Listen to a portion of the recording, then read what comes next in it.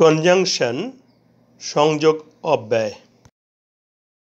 He works hard that he can shine in life. সে কঠোর পরিশ্রম করে যাতে সে জীবনে উন্নতি করতে পারে। কী উদ্দেশ্যে কঠোর পরিশ্রম করে? জীবনে উন্নতি করতে। এখানে দ্যাট বা যাতে দ্বারা উদ্দেশ্য বোঝাচ্ছে। দ্যাট বা যাতে দ্বারা উদ্দেশ্য নির্দেশ করায় এটি সাবঅর্ডিনেটিং কনজাংশন।